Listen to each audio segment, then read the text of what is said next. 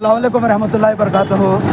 आज जनता परिवार ऑर्गेनाइजेशन की तरफ से गुस्ताख रसूल जो गुस्ताखी किया था जलील रामगिरी, वो तो महाराज बोलने के भी काबिल का नहीं है। जलील रामगिरी जो गुस्ताख किया था उसके ख़िलाफ़ आज गुलबर्गा में एक हिस्टोरिकल प्रोटेस्ट दर्ज किया गया। मैं तमाम लोगों को मैं मुबारकबाद देता हूँ और तमाम वो लोगों को जो यहाँ पर इस प्रोटेस्ट में शिरकत फरमाए। यकीन मानिए ये बहुत बड़ी बात है, प्रोटेस्ट में शिरकत फरमाना। इसका ये मतलब है कि अल्लाह हम लोगों को चुना है ये काम के लिए, अल्लाह हम लोगों को चुना है इसके काम के लिए। लोगों को लगता है कि हम कार में बैठेंगे, अच्छे कपड़े पहनेंगे तो अल्लाह उनके ऊपर मेहरबान है, बल्कि नहीं, अल्लाह हमेशा ऐसे लोगों को ठहराया जो चप्पलों पे रहते हैं, उनको ठहरा कर जंगे बदर कराया है। आज कम से कम 300 के ऊपर लोग थे, जंगे बदर में भी 300 थे, 300 2000 के बराबर थे। आज मुझे बहुत ये बड़ी खुशी की बात है कि आज एक आवाज़ में तमाम लोग, जबकि हमको बड़ी शॉर्ट नोटिस पीरियड मिली, जब इतने शॉर्ट पीरियड में आप लोग हैं, ये बड़ी खुशी की बात है। तो गुलबर्गा की आवाम से हम ये रिक्वेस्ट कर रहे हैं कि अब हम लोग आज यहाँ पर प्रोटेस्ट कर रहे हैं। We have given complaint letter, not memorandum, we have given complaint letter कि रामगिरी के ऊपर एफआईआर होना। देखिए कैसा हो रहा है यहाँ पर कि कोई एक इस्लामिक इश्यूज़ के ऊपर अगर हमको प्रोटेस्ट करना है, कर्नाटक में हम नहीं कर सक रहे। हम लोग we are getting lot of pressure, lot of, इतना फिराया जा रहा है, इतनी परेशानी हो रही है हम लोगों को। क्यों? हम लोग सब मिलकर यहाँ पर एक हुकूमत को जिता के लाए जो बीजेपी के ख़िलाफ़, हिंदुत्व ऑर्गेनाइजेशन के ख़िलाफ़ ठहरेगी और मुसलमानों को सपोर्ट करेगी। मगर ऐसा कुछ नहीं हो रहा है यहाँ पर, मुसलमानों को उल्टा दबाया जा रहा। कहीं भी आप सल्लल्लाहु अलैहि वसल्लम के ख़िलाफ़ गुस्ताखी होती है, कोई मस्जिद का होता, तो यहाँ पर जब एफआईआर करने आते तो एफआईआर भी लिया नहीं जाता, जबकि सुप्रीम कोर्ट का गाइडलाइंस है, हाई कोर्ट का गाइडलाइंस है कि आप एफआईआर और ज़ीरो एफआईआर कर सकते हैं कहीं से भी, मगर ये यहाँ पर नहीं किया जा रहा। क्यों? जब पूछा जाता है तो हाई ग्रेड ऑफिसर बोलते हैं कि उनको प्रेशर आ रहा है। इनको किसके तरफ से प्रेशर आता? भाई घर वालों से तो नहीं आता, घरवाली से तो नहीं आता। प्रेशर आना तो होम मिनिस्टर से आना या तो डिस्ट्रिक्ट इंचार्ज मिनिस्टर से आना। हाँ, और यहाँ पर 12 दिन हो गए रामगिरी जो ये बयान कर रहा है, जो आप सल्लल्लाहु अलैहि वसल्लम के ख़िलाफ़ ये कर रहा है, 12 दिन होने के बाद भी यहाँ पर कोई प्रोटेस्ट का माहौल नहीं है। परेशान हो गया, क्योंकि एक वक्त था कहीं भी कुछ होने से पहले गुलबर्गा में सबसे पहले आवाज़ उतरती थी, उठकर वहाँ पे जाती थी। आज बड़े अफसोस की बात है, अफसोस से ये कहना पड़ रहा है कि ऐसी मुस्लिम क़ियादत जिसको जिता कर ले आप लोग, ना, ये कहाँ है ये क़ियादत जिसको जिता के ले? कहाँ है वो ताजिर, मुसलमान ताजिर जो बोले अगर आज मुस्लिम क़ियादत को नहीं जिताएंगे तो हम तमाम लोग रोड पे आएंगे, हम परेशान हो जाएंगे बोल के? कहाँ है वो मुस्लिम ताजिर? कहाँ है वो सियासती उलमा इकराम जो मस्जिदों में अनाउंस कर रहे थे कांग्रेस को जिताओ, ईमान बचाओ? हाँ, एक मीटिंग में मेरे सामने खुद एक शख्स बोले कि मैं समझता हूँ कि ये एमपी इलेक्शन में अगर हम कांग्रेस को वोट नहीं देंगे तो हम इस्लाम से खारिज बोले थे। ये क्या बात हो गई है? नबी पाक की जब हुर्मत की बात आती है, नबी पाक की बात आती है, तो जब ठहरना वो नहीं है इस्लाम से खारिज, मगर वोट नहीं करेंगे तो हम इस्लाम से खारिज। शर्म आना ऐसे ठहरते लोगों को जो नबी पाक के लिए नहीं ठहरते। तो ये बताइए, इतनी दिनों का प्रोटेस्ट किया जा रहा है हर जगह पर, लेकिन गिरफ्तार नहीं किया जा रहा है, इसकी क्या वजह?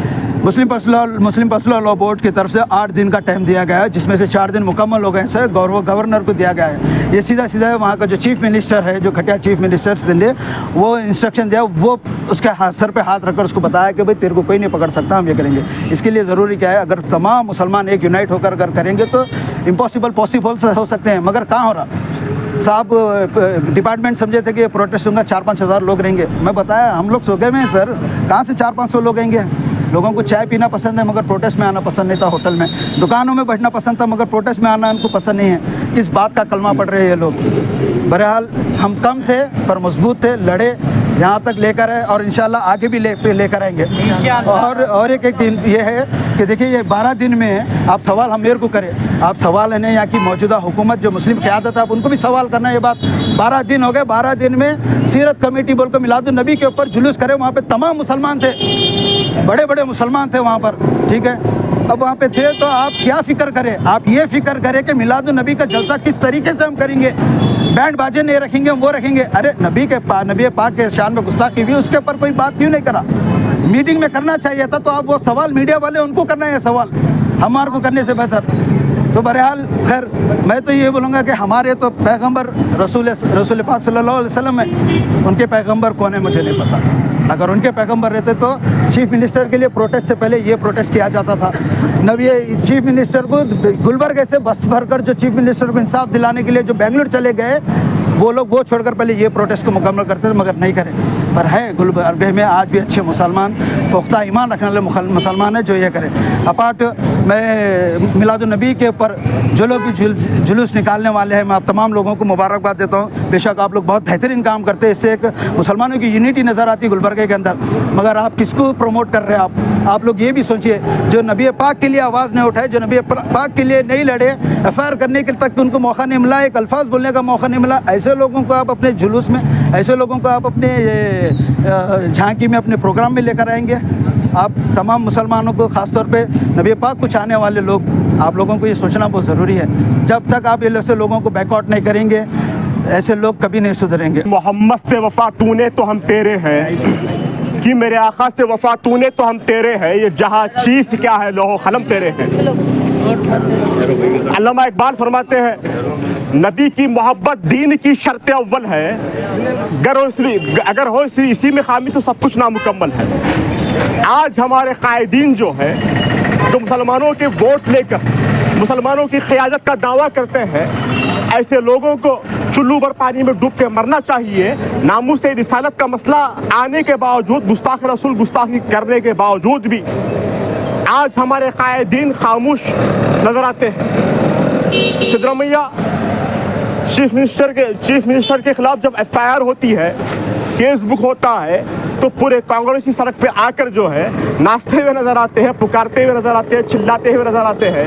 सिद्धरामैया की मोहब्बत में निकलते हैं, चीफ मिनिस्टर की मोहब्बत में निकलते हैं। जिसका कलमा पढ़े हैं, जिसका कलमा पढ़े, तुम्हारा फर्ज बनता है नामूस रिसालत पे अपनी आवाज़ बुलंद करना, सरकार की अजमत पे अपनी आवाज़ बुलंद करना, उस गुस्ताख रसूल के खिलाफ एहतजाज करना, उसके खिलाफ जो गिरफ्तारी की मांग करना, ये आपका फर्ज था।